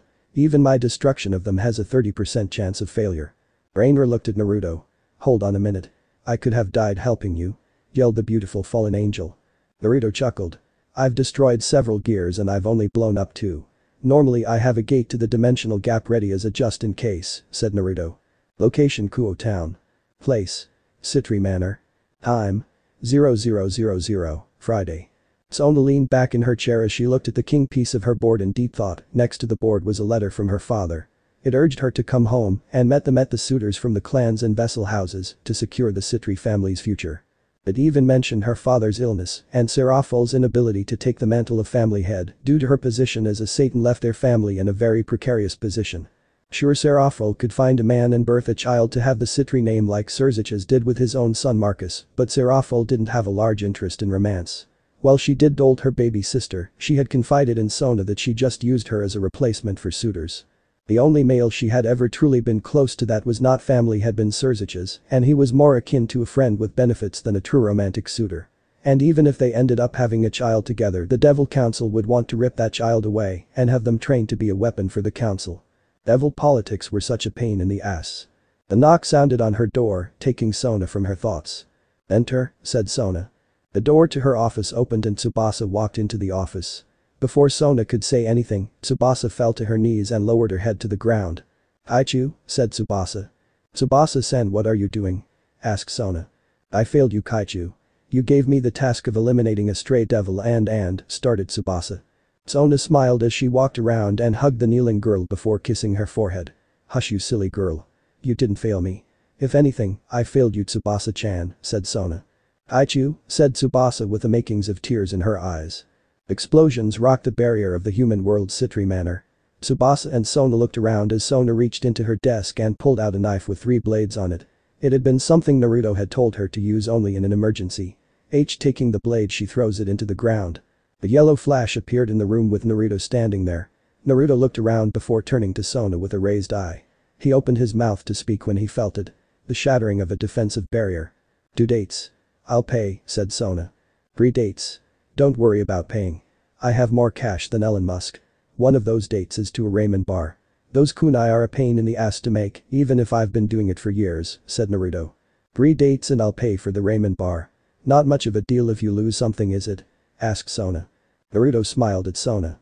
"Considering I actually like you and hope to keep our relationship good, consider it a deal," said Naruto as he looked at the area where the largest concentration of mana was. Naruto flicked his finger at the window, shattering it. He was sure that he killed a stray. "Citri, I'll give you one chance to surrender. Otherwise, my associates and I will come and take your head," yelled Genjitin. "Hey Beephead, I got a better idea. If you turn around now, I'll forget I saw your ugly ass today and kill you later," said Naruto. Genjitin glared at Naruto. "Who the tuck are you?" asked Genjitin. Naruto creaked his neck.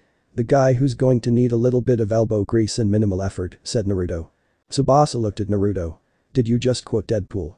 asked Tsubasa. "Yep, but now's not the time for semantics," said Naruto. "Shut up," yelled Salco, closing her umbrella, gathering pollen. Ballistic scale shot. Several thousand tiny bullets rained down on the trio or would have had a barrier not sprang up. Naruto looked at each of the bullets in annoyance. While Salco couldn't feel it, Chomi was doing her best to weaken the effect of the attack. So drunk on her powers and abilities, she didn't even realize that she was weakened by 3%. "Wow, she's a real firecracker. You want her blue?" asked Naruto. "Sure. I owe that fish a beating anyway," said Tsubasa, slamming her hand into her palm. "Sona?" asked Naruto. "Leftovers are fine with me," said Sona, holding out her hands, creating 2 magic circles. "Well then, let's shit on some tuck-ups, shall we?" said Naruto with a grin. So this part ends here. I hope you guys enjoyed this video, so quickly like this video for second part of this series. And comment down below your thoughts about this series. And now it's time for me to go, bye.